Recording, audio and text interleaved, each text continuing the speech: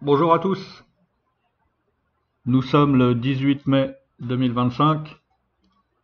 Alors vous savez que j'aime bien faire des expérimentations et que je suis sous Linux. Et donc je voulais vous présenter une distribution Linux très intéressante qui s'appelle Garuda Linux.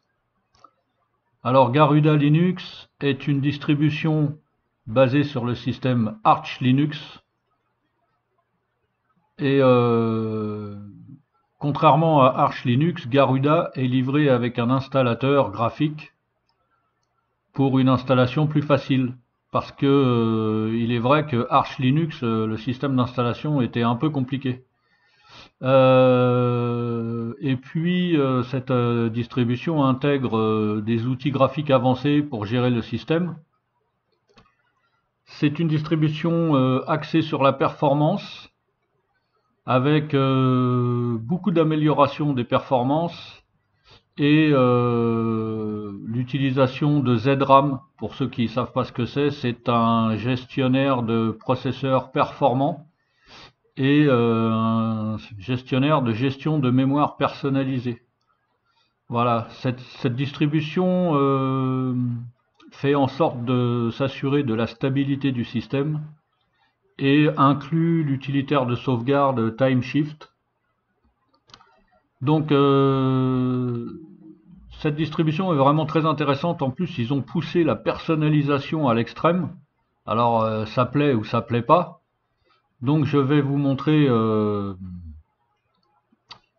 comment on l'installe. Et puis, je vais la découvrir en même temps que vous, puisque j'attendais de faire ça pour pouvoir l'explorer un petit peu. Alors, malheureusement, on peut pas capturer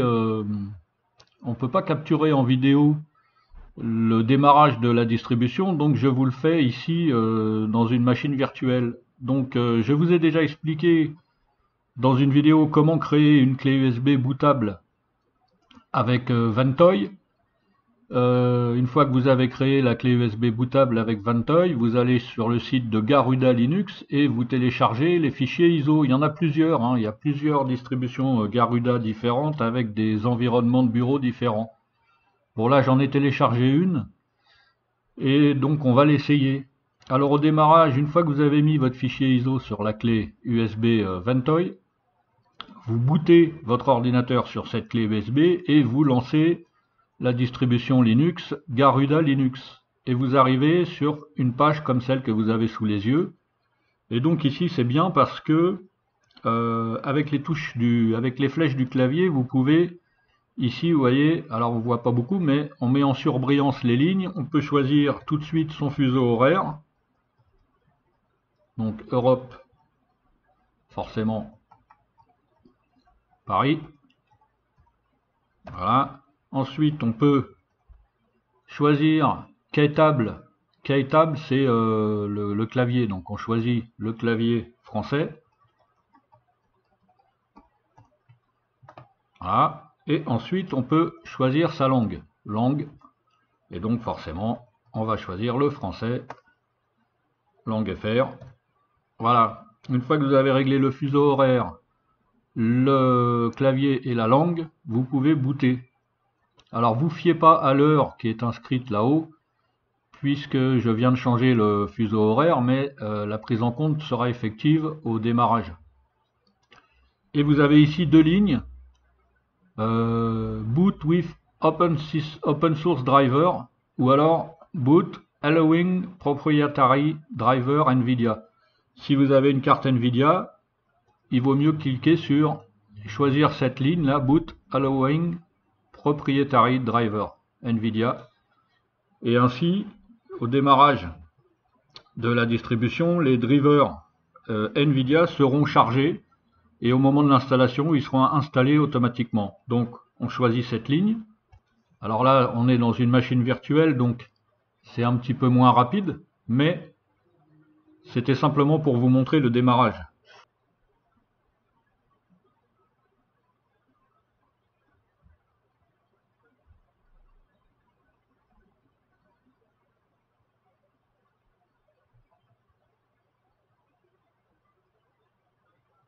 Donc ça continue de charger. Et là ici, ça nous indique que les drivers NVIDIA sont en cours d'installation. Soyez patient, il y a marqué, bon, ça peut prendre environ 1 à 2 minutes, ça dépend de la puissance de l'ordinateur. Donc il faut être patient. Voilà.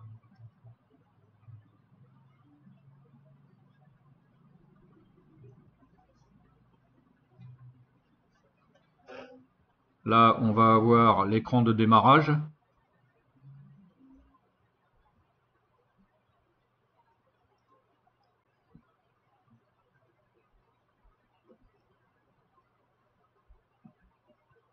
Ça démarre, ça démarre.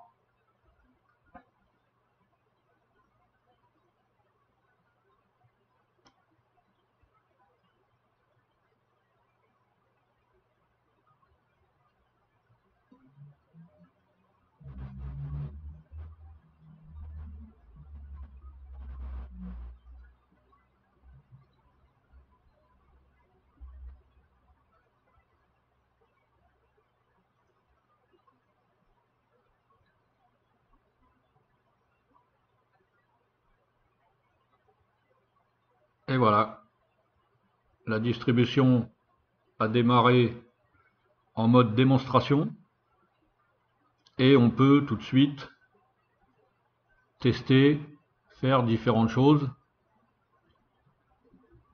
Donc voilà, vous avez vu le démarrage, la sélection du clavier, de la langue, du fuseau horaire. Et là, une fois qu'on est là-dedans, on peut procéder à l'installation en dur sur l'ordinateur. Donc je vais l'installer parce que je voudrais bien la tester, cette distribution. Je vais l'installer sur mon ancien ordinateur qui est un Acer avec un processeur i5 et 32 Go de mémoire et 2 disques durs SSD de 500 Go. Et je vous fais l'installation directement sur l'ordinateur et pas en machine virtuelle. Voilà, donc je coupe la machine virtuelle et je vous retrouve sur l'installation dans l'ordinateur. Bon, vous inquiétez pas si vous entendez un peu de bruit derrière moi, il y a des ouvriers dehors qui sont en train de passer un coup de karcher sur un mur. Bon voilà, ils font un peu de bruit. Alors là vous voyez que la distribution est chargée en mode démonstration sur mon ancien ordinateur. J'ai chargé les pilotes graphiques NVIDIA puisque cet ordinateur est équipé d'une carte graphique NVIDIA GeForce GTX 1650. Donc voilà, autant charger les pilotes au démarrage. Le démarrage a pris environ 2 minutes, je vous l'ai dit, hein, le chargement des pilotes est un peu long. Et donc lorsqu'on arrive dans la distribution, on a cet écran, hein, on verra ça plus tard. Donc la première chose à faire, c'est ici, cliquer sur Settings, Configure Active Language, et on va le mettre en français, c'est mieux, et on verra ça après. Ensuite, on va connecter mon Wi-Fi qui est là. D'ailleurs, je vais prendre celui-là. Alors, je vais taper le mot de passe. Alors, hop.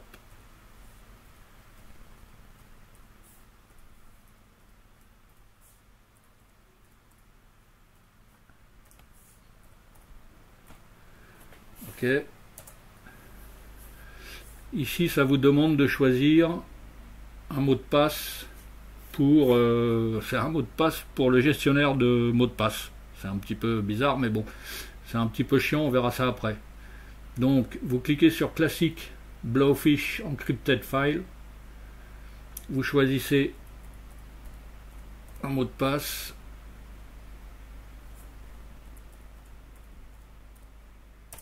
Et c'est bon. Donc là, on a le Wi-Fi connecté.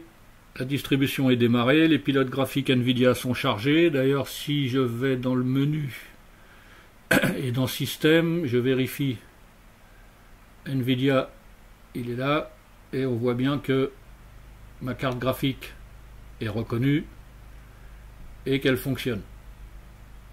Ça, c'est bon. Si je vais dans le gestionnaire de fichiers, alors là c'est un peu déconcertant parce que dans cette distribution les boutons des fenêtres sont à gauche, donc c'est un petit peu enfin bon, ça fonctionne. Il faut s'habituer aux boutons à gauche. Je sais pas, peut-être qu'on peut les changer de place après, ça c'est un petit peu secondaire. Donc maintenant on va procéder à l'installation. On clique 2 fois sur cette icône qui est en haut à gauche là, installe Garuda Linux. Bienvenue dans l'installateur de Garuda Linux. Donc le temps il fait un petit chargement de, je crois qu'il charge la langue française. Donc il charge un module a priori, des fois ça prend un peu de temps, c'est assez curieux, mais bon, faut être patient encore une fois. C'est long. Eh ben dis donc, ça aura mis du temps. Donc là, il a chargé le module dont il avait besoin. On passe à la suite, suivant. Donc le fuseau horaire a été réglé au départ, donc on n'a rien à faire, on fait suivant. Le clavier a été réglé au départ, on n'a rien à faire, on fait suivant. Vous pouvez ici, là où j'ai mon curseur, vous pouvez tester votre clavier. Moi ce que je teste souvent c'est le tout petit 2 là, je ne sais pas ce que c'est cette touche qui est en dessous, la touche échappe. Voilà, ça c'est bon. J'essaye l'accent circonflexe, ça fonctionne, donc il n'y a pas de problème. On fait suivant. Donc on arrive dans la chose la plus importante de l'installation de la distribution. Comme toutes les distributions Linux, c'est le choix du disque dur. Ici vous avez en haut un menu déroulant. Là j'ai mon premier disque sur lequel il y a un Windows. Donc celui-là je ne veux pas l'effacer. Je choisis dans le menu déroulant l'autre disque, puisque j'ai dans cet ordinateur portable j'ai 2 disques durs. On voit qu'il est vide et qu'il est formaté en NTFS, forcément puisqu'il était utilisé par Windows précédemment. Donc on peut utiliser le partitionnement manuel pour ceux qui veulent vraiment faire les choses proprement, mais c'est pas vraiment utile, puisque quand on laisse le système faire lui-même les partitions, ça s'avère parfait, ça fonctionne très bien. Donc on va choisir effacer le disque, et ceci va effacer toutes les données actuellement sur le périphérique de stockage sélectionné. Donc vous voyez que ici en bleu c'est le disque actuel, et en dessous nous avons donc les partitions qui vont se créer. Donc une partition FI, puisque l'ordinateur possède un BIOS UEFI avec les disques durs en gestion AHCI, et puis une autre partition sur laquelle il va installer Garuda. Si vous n'avez pas d'ordinateur UEFI, donc des ordinateurs avec l'ancien BIOS à l'ancienne, la partition FI ne sera pas créée puisqu'il n'y en a pas besoin. Mais si vous pouvez aller dans le BIOS de votre ordinateur, parce qu'il y a des ordinateurs aujourd'hui qui ont encore l'ancien BIOS, mais qui sont capables de gérer l'UEFI.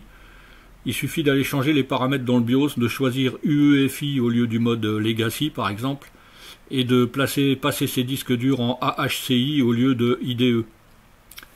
Donc voilà, UEFI et AHCI. Donc là, il va effacer le disque et il va nous créer ce que vous voyez en bas. Ok, donc là on fait suivant. Ici vous devez choisir votre nom d'utilisateur. Donc moi je mets Chris. Ah, peut-être que je mette mon H quand même, c'est mieux. Voilà, Chris. Donc le nom de votre ordinateur, vous pouvez le laisser tel qu'il est, puisque ce sera le nom qui sera détecté sur votre réseau local si vous avez un réseau local avec plusieurs machines ou avec un disque dur, un NAS. Enfin, donc voilà, votre réseau local. Il faut bien différencier tous les ordinateurs sur un même réseau local. Et ici, vous choisissez un mot de passe. Donc là, je mets un mot de passe tout simple. Donc on le tape 2 fois. Et vous avez le choix ici de démarrer la session sans demander de mot de passe. Alors moi j'aime bien ça parce que ça évite de taper le mot de passe à chaque fois qu'on démarre l'ordinateur. Donc je coche cette case là, et utiliser le même mot de passe pour le compte administrateur, bah c'est pas mal puisque ça évite de créer un deuxième mot de passe et d'avoir à s'en souvenir. Donc on fait suivant. Et là, donc ça nous explique que le fuseau horaire est réglé sur Paris, que la lampe du système sera en français, que les nombres et les dates seront réglés sur français. Le modèle de clavier a été défini sur 105 touches PC. La disposition du clavier a été définie sur French, enfin français par défaut. Les partitions, et plus bas vous avez un résumé de ce qui va se passer. Donc création d'une nouvelle table de partition GPT sur le disque dev NVMe 1N1 Micron. Créer une nouvelle partition de 1 méga. Ça, je ne sais pas à quoi ça correspond. Il y a toujours une partition de 1 méga sur le disque. Donc ensuite, il va créer une partition de 300 mégas en FAT32 pour, pour y installer le boot, le démarrage. Et ensuite, il va créer une partition de 488 084 mégas, donc 48 gigas, 480 gigas, pardon, sur le disque. Et il va configurer la partition FAT32 avec le point de montage boot/FI, ça c'est normal. Et puis il va installer Garuda. Donc on fait installer, installer maintenant. Et hop, c'est démarré, l'installation est partie. Il y en a pour environ, on va dire, en fonction de la vitesse de vos disques, de la vitesse de votre port USB, ça peut prendre entre 8 et 15 minutes. C'est quand même assez rapide. Pendant l'installation, on vous présente différentes vues de ce que vous allez trouver dans cette distribution. Alors bon, malheureusement là c'est en anglais, puisque ce sont des captures d'écran qui ont été faites par les créateurs de la distribution. Donc vous voyez ce qu'il y a écrit en bas, remplir le système de fichiers. Donc ça avance, la barre de progression avance tout doucement, 15%, 22%, 69%, 78%. C'est la première fois que je teste une distribution qui est basée sur Arch Linux. Moi je suis habitué depuis 2008 aux distributions basées sur Ubuntu, donc ça va être un petit peu compliqué au départ pour moi aussi, puisque je ne connais pas du tout le mode de fonctionnement de Arch Linux. 93%. Voilà. L'installation est terminée, il faut donc redémarrer l'ordinateur. Donc on coche la case redémarrer maintenant et on fait terminer. Donc une fois que l'ordinateur a redémarré, on arrive sur le grub qui est le menu de démarrage. Donc vous voyez la première ligne, c'est pour lancer Garuda Linux. La ligne suivante, ce sont des options avancées. La troisième ligne, c'est pour lancer Windows. Et la quatrième ligne, UEFI Firmware Setting, c'est pour aller dans le BIOS. Donc voilà.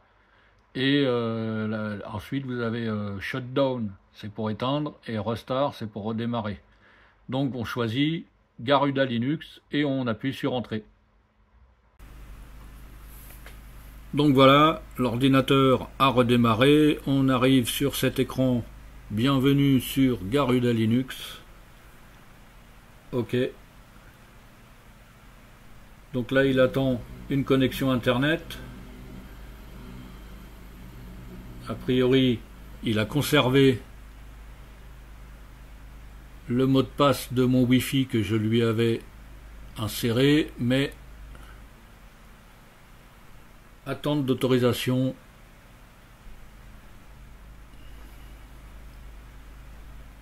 Bon, je vais le déconnecter, je vais le reconnecter manuellement. Ah bah.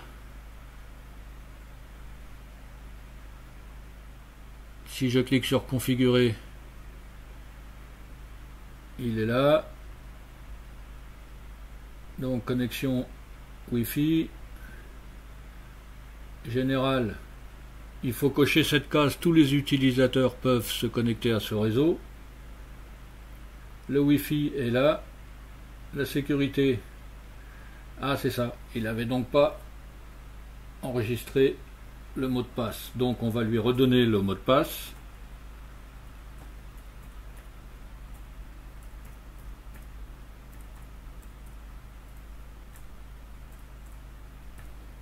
Et on fait appliquer.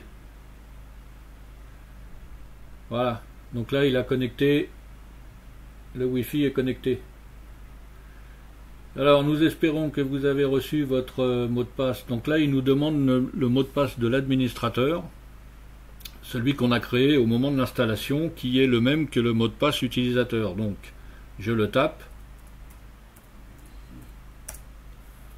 Voilà, synchronisation avec les bases de données des paquets. Donc là ça prend aussi un petit moment. C'est marqué please be patient. Soyez patient s'il vous plaît. Alors cette distribution est donc une Arch Linux avec un environnement de bureau KDE Plasma. Moi c'est l'environnement de bureau que je préfère. Et donc avec une personnalisation, je vous l'ai dit, poussée à l'extrême, dans les couleurs, dans les icônes. Les fenêtres, enfin tout a été personnalisé par les créateurs de la distribution. Donc là ici, il nous demande si on veut procéder à l'installation. Donc il a dû télécharger des mises à jour, puisque entre le moment où la distribution est sortie et aujourd'hui, il s'est passé quelques temps, donc il y a certainement des mises à jour. Donc on va dire oui, on tape yes, Y majuscule, et on fait entrer. Et là maintenant, vous voyez, donc là il télécharge les derniers pilotes NVIDIA, NVIDIA Firmware, NVIDIA Utile, Linux Firmware, ça c'est le cœur de la distribution qui va avec le noyau de la distribution. Et puis en dessous on a NVIDIA Utile 570, donc ça ce sont les derniers pilotes NVIDIA. Donc voilà, il fait ses mises à jour. Donc j'ai regardé vite fait, l'installation dure environ, on va dire, 7 minutes. Voilà, donc entre le moment où on clique sur installer et le moment où il vous dit qu'il faut redémarrer l'ordinateur, il s'est passé environ 7 minutes. C'est assez rapide quand même.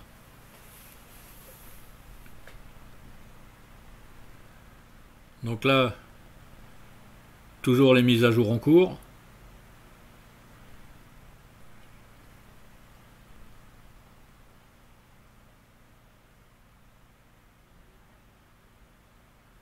J'aime bien ce petit terminal avec la progression de chaque mise à jour de chaque fichier. C'est pas mal du tout. Au moins on sait qu'il se passe quelque chose, que ça avance.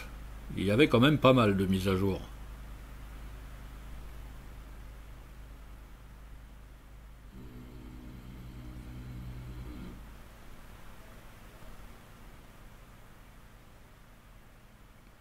Il y a une erreur sur un fichier. Il n'a pas pu recevoir le fichier Python NumPy depuis cdmirror.com parce que l'adresse est inconnue. J'espère que ça ne va pas altérer le fonctionnement. Il y a eu un autre avertissement, mais j'ai pas eu le temps de lire.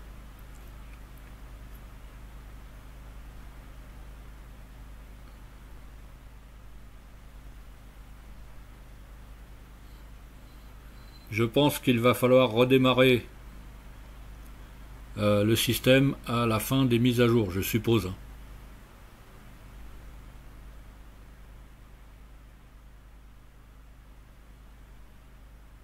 Ah, il y a encore eu un avertissement, mais c'est pareil, ça va trop vite.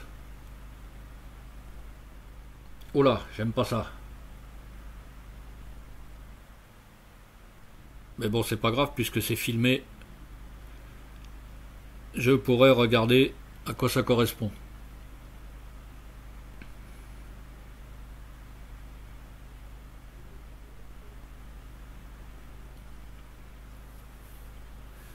En tout cas, j'aime bien cette présentation là, vraiment.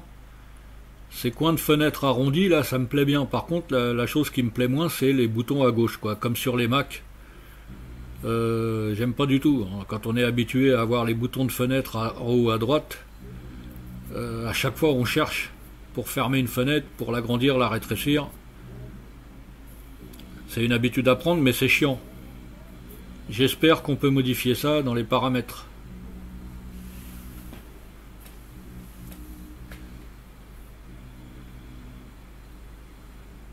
Donc là, il est en train d'installer le nouveau pilote Nvidia, le dernier. Ça prend un petit peu de temps aussi.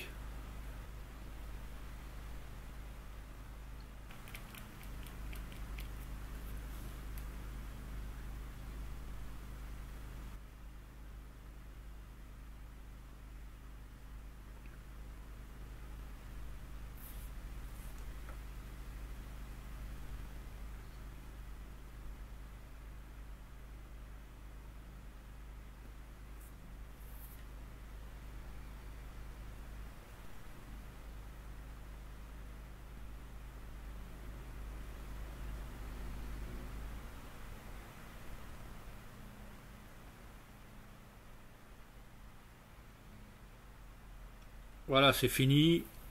Appuyez sur Entrée pour sortir. Garuda Setup Assistant. Est-ce que vous avez besoin d'une imprimante, d'un scanner ou de la mise en réseau avec Samba? Voulez-vous installer les papiers peints supplémentaires Garuda? On va dire oui, tiens. Est-ce que vous avez besoin d'autres logiciels? Bon, on va dire oui, on verra bien. Alors ici dans Input, on peut installer les polices de caractère asiatiques.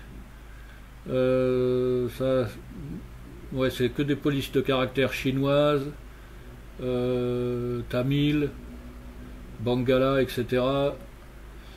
Chinois, japonais, coréen, vietnamien, thaï. Bon, tout ça, on n'en a pas besoin. Dans le Software Center, est-ce que vous voulez installer un lanceur de fichiers AppImage? Les fichiers AppImage, ce sont des fichiers que vous pouvez télécharger, des fichiers de logiciels que vous pouvez télécharger et qui n'ont pas besoin d'être installés pour fonctionner. Ils se lancent automatiquement, ils contiennent tout ce dont ils ont besoin pour fonctionner, c'est pas mal. Ça évite de remplir son disque dur. Si on a besoin de un logiciel à utiliser juste une fois, voilà, on n'est pas obligé de l'installer. Donc je vais dire oui. Octopi. Alors Octopi, c'est une interface graphique pour gérer les paquets. Les paquets, ce sont donc les logiciels et toutes leurs dépendances. Alors ça, oui, c'est intéressant d'avoir une interface graphique. Je coche. Bao, Qt. Alors Qt, c'est un autre système d'environnement. Bon, c'est un petit peu compliqué sous Linux. Donc interface graphique pour gérer vos applications. Bah oui, on va cocher. Discover, c'est une interface graphique qui vient de l'environnement KDE Plasma. Bon, je vais l'installer aussi. GNOME Software, on n'en a pas besoin puisque nous sommes dans l'environnement de bureau KDE. Et Aper, donc c'est une application de gestion de paquets qui utilise PackageKit. Donc je pense que puisque j'installe Octopi, j'ai pas besoin de Aper. dans les kernels. Kernels, ce sont les noyaux. Donc là, je préfère ne pas toucher, on ne sait jamais. Office, est-ce qu'on veut installer LibreOffice? Donc tout ça c'est en anglais, c'est un peu chiant. Alors LibreOffice, oh bah oui, on peut l'installer. Une installation fraîche de LibreOffice. Joplin, c'est pour synchroniser avec le cloud Garuda, mais je n'ai pas de compte chez Garuda, donc c'est pas la peine. Ah non, tiens, je vais installer OnlyOffice. OnlyOffice, c'est une suite bureautique qui ressemble énormément à Microsoft Office et qui en plus est totalement compatible avec les documents venant de Microsoft Office, c'est-à-dire les documents qui se terminent par .docx par exemple. WPS Office, une des meilleures compatibilités avec Microsoft Office. Je l'ai jamais essayé, tiens, je vais l'installer, c'est pour tester. De toute façon, cette installation que je suis en train de faire, c'est que à des fins de test, donc je peux tester. FreeOffice non, Yozo Office non, Calligra non, Obsidian, Scrooge. Scrooge, c'est un gestionnaire de finances personnelles qui est pas mal du tout. Kamaimone aussi, mais ça c'est assez vieux, je sais pas. AbiWord non, Gnumérique non plus, GNUCache c'est encore un gestionnaire de finances personnelles, et Homebank aussi c'est un gestionnaire de finances personnelles, donc non.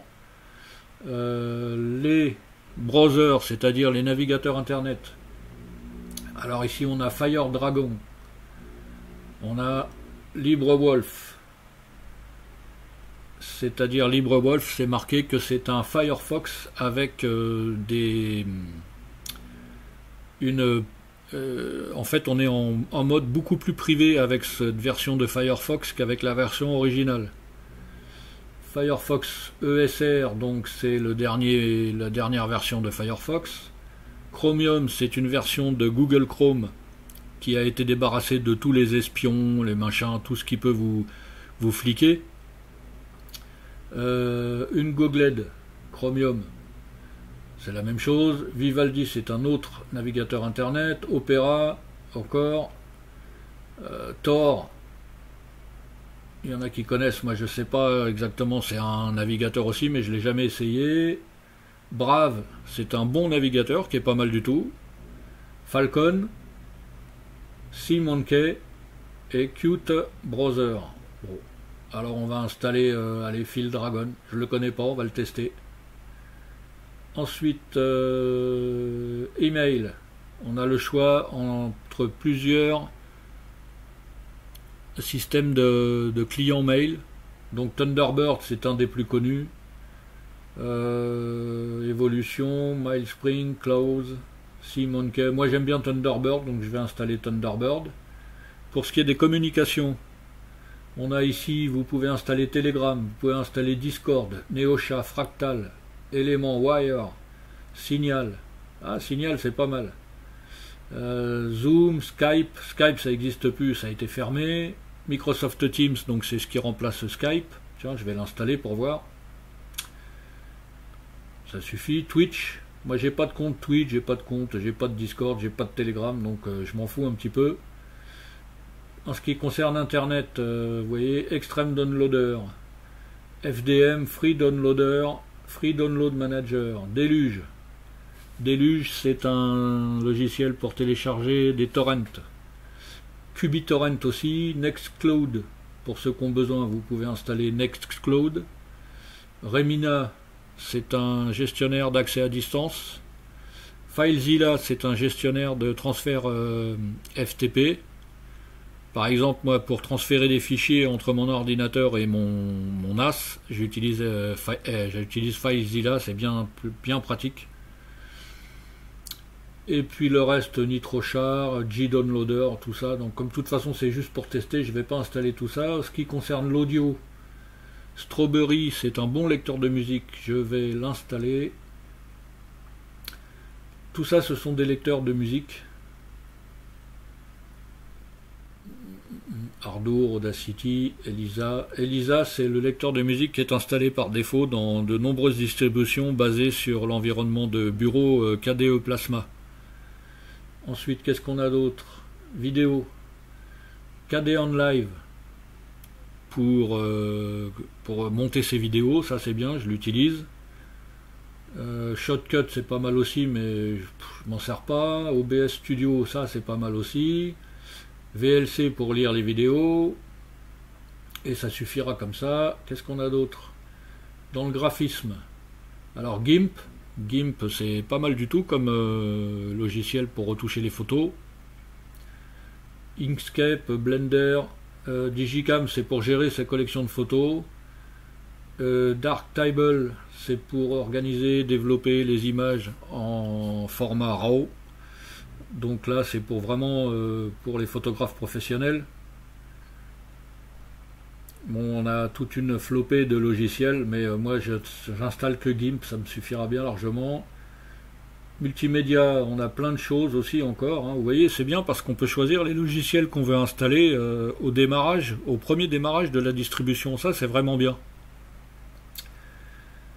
Hypnotix pour gérer la télé en IPTV. Ensuite, qu'est-ce qu'on a? Handbrake, c'est pour convertir des vidéos, transcoder des vidéos.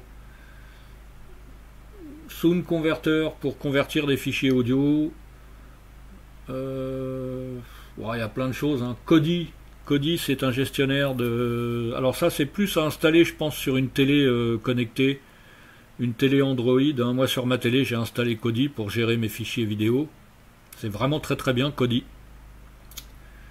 Et EasyTag c'est pour modifier les tags des fichiers audio, MP3 et les autres, pour insérer les images, les photos des couvertures des disques. Enfin on peut faire plein de choses avec EasyTag, c'est vraiment très très bien.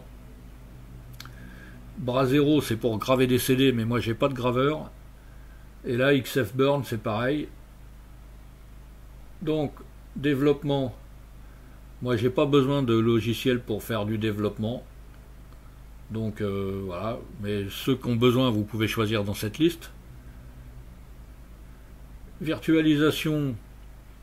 Vous pouvez installer VirtualBox. Et vous avez ici 4 choix. Donc, moi, je connais VirtualBox. Je sais comment ça fonctionne, donc je peux l'installer.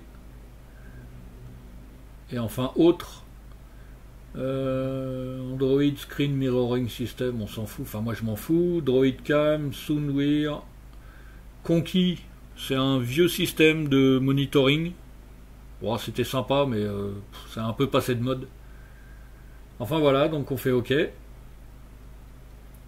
Il demande le mot de passe.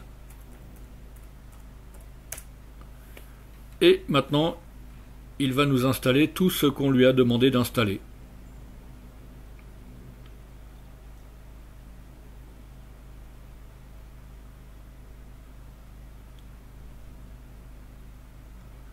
Alors bien sûr, dans cette liste de logiciels, vous avez vu, il y en a un paquet. Vous choisissez selon vos besoins, selon vos goûts. Alors, il faut quand même savoir que, vous avez vu, il vous propose des logiciels qui font partie de l'environnement KDE Plasma, et il vous propose aussi des logiciels qui font partie de l'environnement GNOME. Donc si vous êtes sur KDE Plasma, autant, donc même il vaut mieux installer les logiciels qui sont prévus pour KDE Plasma, puisqu'ils seront bien mieux intégrés que les logiciels GNOME. Mais si vous préférez GNOME, il y a aussi une version de Garuda Linux avec l'environnement de bureau GNOME. Moi personnellement, c'est KDE Plasma. Moi, je ne changerai pas d'environnement de bureau, je garde KDE Plasma, c'est vraiment le meilleur, je trouve.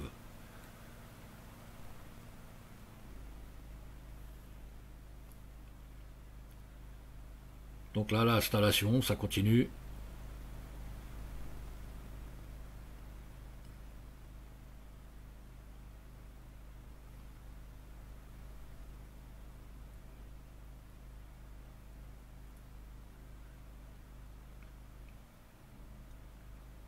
elle commence à me plaire, cette petite distribution. Il va falloir que je me penche plus en détail sur la question, parce que s'il faut, peut-être que je me convertirai à Arch Linux.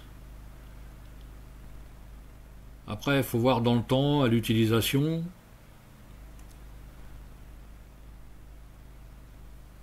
Le seul truc qui me fait rester vraiment sur les distributions basées sur Ubuntu, c'est que au moment de l'installation des pilotes graphiques NVIDIA, une fois que vous avez redémarré l'ordinateur, vous pouvez choisir dans un menu, dans les paramètres d'NVIDIA, vous pouvez choisir d'utiliser en permanence votre carte graphique NVIDIA.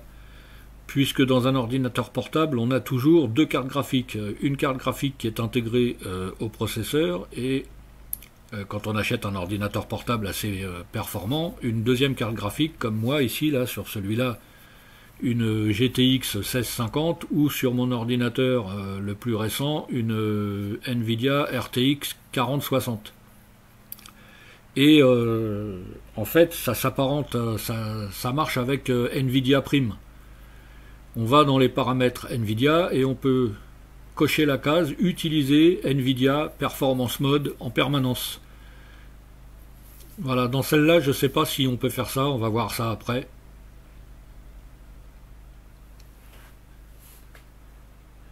Parce qu'il y a des logiciels, comme par exemple DaVinci Resolve, qui ne fonctionnent pas si on n'a pas de carte graphique NVIDIA. Et si on ne peut pas attribuer la carte graphique NVIDIA au système par défaut, NVIDIA, comment ça s'appelle, DaVinci Resolve, des fois il ne la trouve pas. Alors, entrer un nombre par défaut, VirtualBox host DKMS, host module Arch, VirtualBox host module LTS. Alors là, je ne sais pas quoi répondre. Alors je vais allez, on va mettre 1. On va bien voir. Procéder à l'installation, oui. Donc là, il installe OnlyOffice, WPS Office, les papiers peints, Thunderbird, les polices de caractère. Ah, ça prend un petit peu de temps tout ça.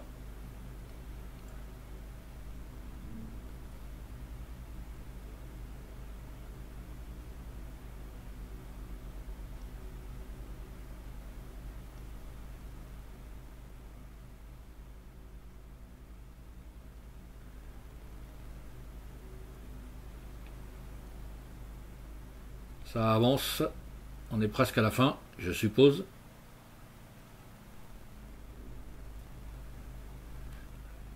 C'est marrant, les petits caractères qui bougent, là, on dirait le Pac-Man qui mange ce qu'il y a devant lui.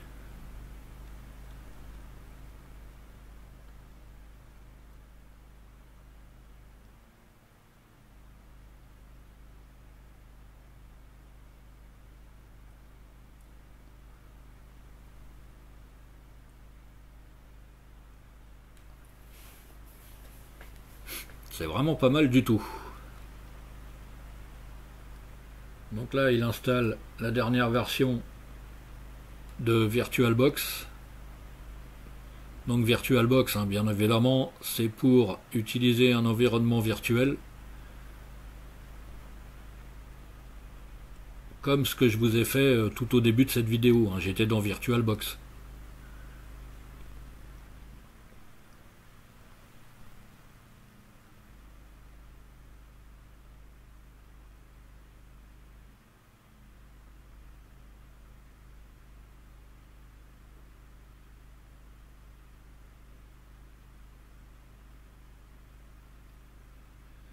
Eh ben ça en fait du monde. Hein.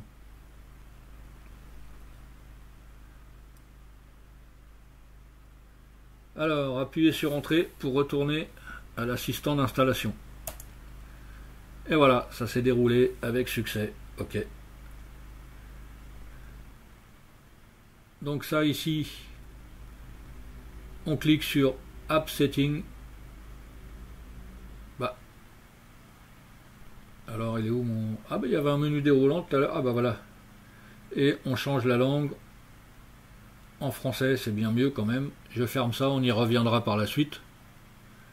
Ici, les casse-pieds, ils redemandent de créer un mot de passe pour le gestionnaire de clés.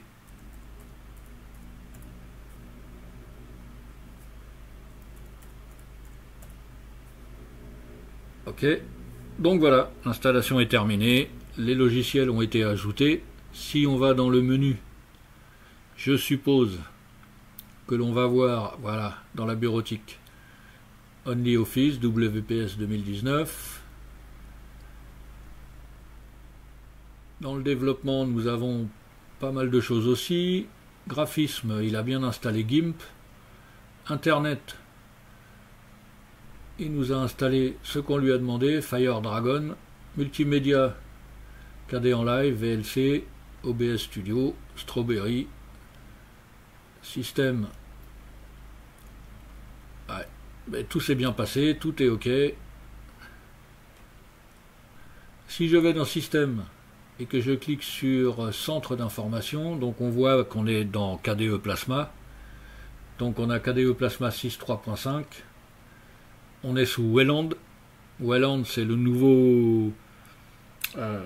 c'est ce qui a remplacé X11, le gestionnaire de fenêtres, je crois que c'était ça, il me semble, je sais plus. Donc on voit bien que j'ai un processeur Intel Core i5 avec 8 cœurs et 31,2 Go de mémoire. Intel UHD graphique 630. Je suis sur un Acer Nitro. Alors, où est ma carte graphique Nvidia? Ça. Alors, ici nous avons le terminal qui nous envoie des infos aussi. Donc là, on voit bien ici, là, GPU Intel Core i5, CPU, pardon, GPU, donc graphique, Nvidia GeForce GTX 1650 et GPU Intel UHD graphique. Donc tout ça, c'est bon. Ah oui, donc cette distribution, dans cette distribution, ils ont intégré le Global Menu. C'est un menu global qui... À chaque fois que vous allez lancer quelque chose, vous voyez, je lance le terminal, il n'y a plus de menu ici en haut, mais nous l'avons ici, là. Le global menu s'intègre sur la barre de tâches pour chaque logiciel qu'on va lancer. En théorie, c'est tous les logiciels auront leur menu ici en haut et non plus dans la fenêtre du logiciel en lui-même. Si je lance l'explorateur de fichiers, c'est pareil, vous voyez, il n'y a plus de menu. Je vais agrandir la fenêtre. Il n'y a plus de menu en haut. Je vais la réduire un peu. Et le menu du gestionnaire de fichiers se trouve dans la barre de tâches à l'aide de Global Menu. Donc, je vais essayer de lancer, ça c'est quoi? On verra ça après. Configuration du système, c'est pareil, vous voyez. Donc là, dans cette fenêtre-là, il n'y a pas de menu normalement, donc là c'est bon. Et donc on voit bien qu'on est dans KDE Plasma. Mise à jour des logiciels. Appliquer les mises à jour système après le redémarrage, ça c'est bien. Donc j'applique. Et ici nous avons... où est-ce qu'il est? Parce que à chaque fois c'est rangé différemment. Donc souris, clavier, contrôleur de jeu. Alors Thunderbolt, moi je n'en ai pas dans cet ordinateur. Donc si je clique dessus, voilà, il me dit qu'il n'y a pas de Thunderbolt. Thunderbolt, c'est un système de transmission de données qui a la forme d'un USB-C, mais qui est plus rapide. C'est plus rapide que l'USB. Mais ça fait pas longtemps que ça existe, donc moi sur cet ordinateur je ne l'ai pas. Maintenant je pense que ça doit être installé d'office sur tous les nouveaux PC Thunderbolt. Donc c'est plus rapide qu'une clé USB. Enfin voilà, la transmission des données est bien plus rapide. Où est-ce qu'il est ce truc là? Il y est pas, tiens, c'est marrant. Dans KDE Plasma, il y a normalement un gestionnaire, je ne sais plus comment il s'appelle, pour justement ne pas avoir à taper un mot de passe à chaque fois. Enfin bon, on verra ça plus tard. Donc voilà, la distribution est installée. Les logiciels, si je lance donc un logiciel qui n'est pas, comme par exemple dans la bureautique, on va lancer OnlyOffice.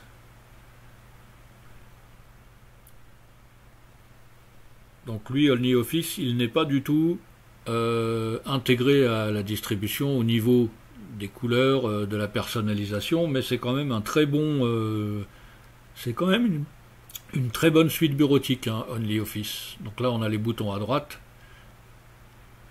Si je lance dans le graphisme, par exemple, l'éditeur d'image GIMP, donc là c'est le premier lancement, il est toujours un petit peu plus long que d'habitude, voilà, fermé. Donc on l'a bien en français. Par contre, lui, comme c'est un logiciel qui ne fait pas partie plutôt de l'environnement de bureau Plasma, on a la barre de menu qui reste dans le logiciel. Si je lance, je sais pas, un truc Strawberry par exemple, gestionnaire de musique, ah, ici donc nous avons le menu qui est intégré à Global Menu.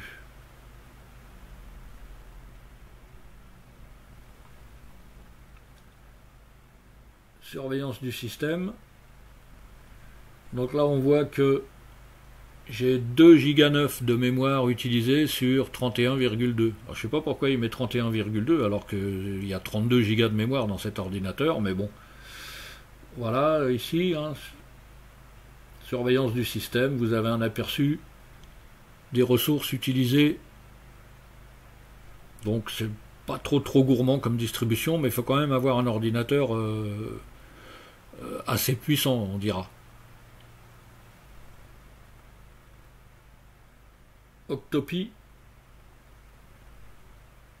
Donc ça c'est pour ajouter ou supprimer des logiciels, donc à utiliser avec précaution.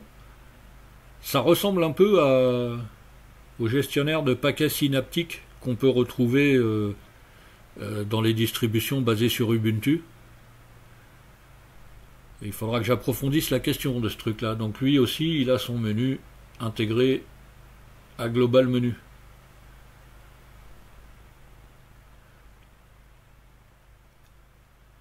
Et là, ici, nous avons plein d'outils pour optimiser, gérer le système. Donc, par exemple, si on va dans Maintenance, mettre à jour, nettoyer le cache, nettoyer les fichiers orphelins. Vous voyez, il y a plein de choses qu'on peut faire. Si je vais dans Paramètres système, là encore, on peut effectuer plein de réglages.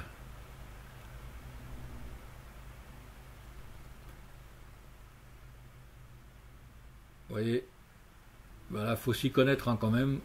Autre paquet, clac clac clac, les noyaux,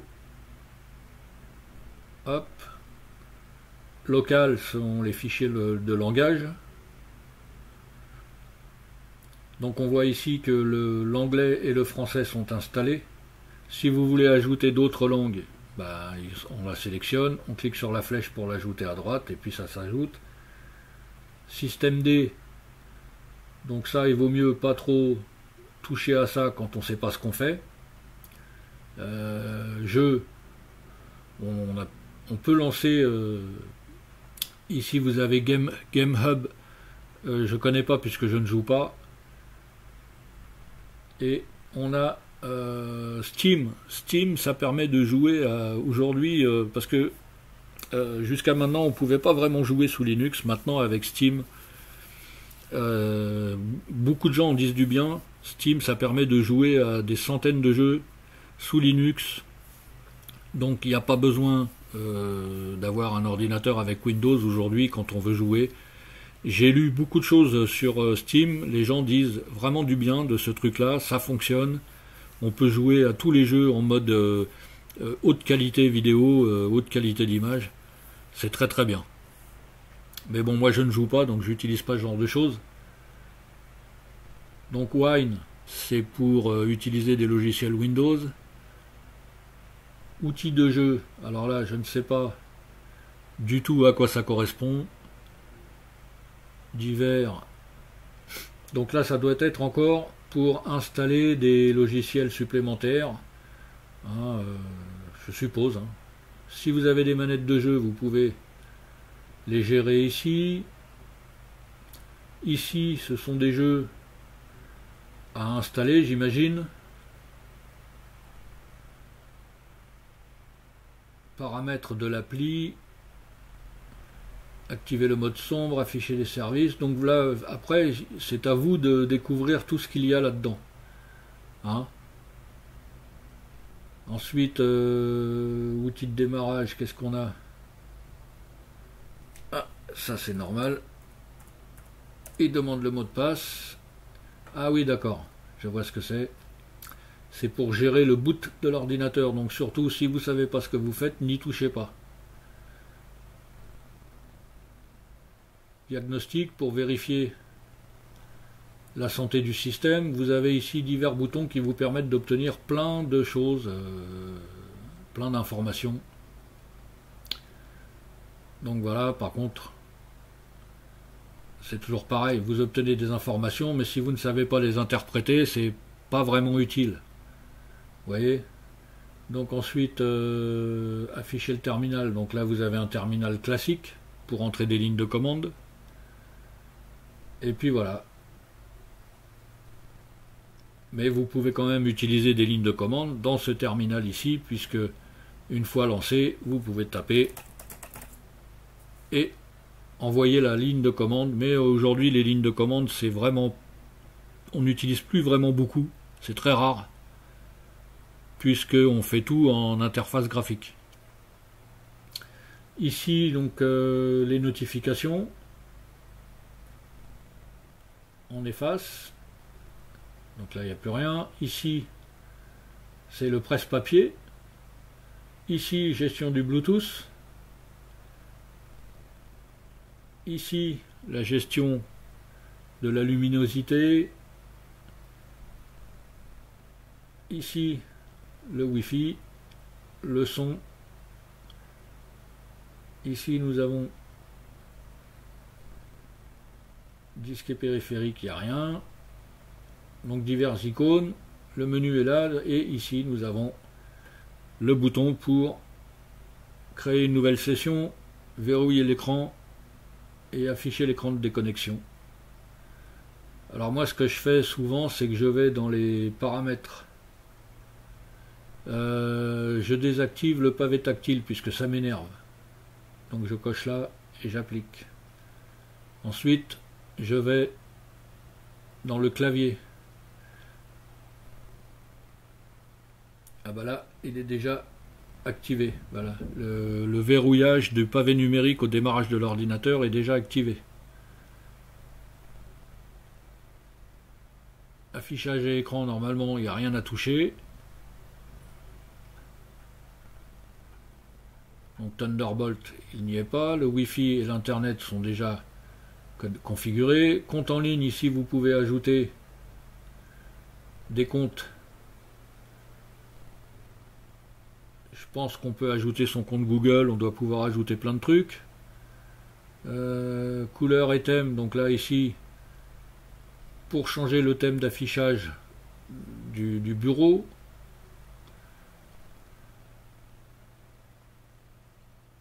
Comportement général. Bon bah après c'est vous qui voyez, hein, c'est comme vous voulez. Le verrouillage de l'écran, moi, je mets à jamais. Et je ne veux pas qu'il se verrouille après une sortie de veille. Donc j'applique.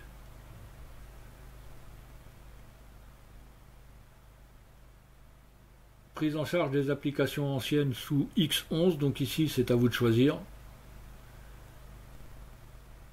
Fichier récent, retour des utilisateurs, pays, langue, vérification orthographique. Donc là c'est pareil, c'est vous qui voyez. Système de gestion de l'énergie. Donc là, moi, ce que je fais, c'est que lorsqu'inactif, je fais ne rien faire. On s'en fout d'entraîner, ça entraînera une consommation d'énergie, mais on s'en fout. Enfin, moi je m'en fous. Un appui sur le bouton d'alimentation, je mets sur éteindre. Lorsque l'écran de l'ordinateur portable est fermé, je mets sur éteindre l'écran, parce que je ne veux pas qu'il se mette en veille. Donc j'applique. Modifier la luminosité de l'écran, ça c'est pas coché, donc c'est très bien. Et voilà. Et tout ça, c'est déjà réglé. Démarrage automatique, ça c'est bon. Et session, donc ça c'est bon. Et session de bureau, demander une confirmation à l'arrêt, au redémarrage et à la déconnexion, je décoche. Et à la connexion, lancer les applications ayant été ouvertes à la dernière déconnexion. Donc moi je préfère démarrer avec une session vide. Et j'applique. Et voilà. Après, c'est à vous de faire les réglages comme vous le souhaitez. Alors il faut bien lire, il faut prendre son temps, il ne faut pas aller trop vite. Hein. Et puis voilà, donc Garuda Linux, environnement de bureau KDE Plasma, basé sur Arch Linux. Maintenant je vais utiliser cet ordinateur pendant un moment pour voir ce que ça donne. Et voilà. Et je vous dis ciao ciao, à bientôt.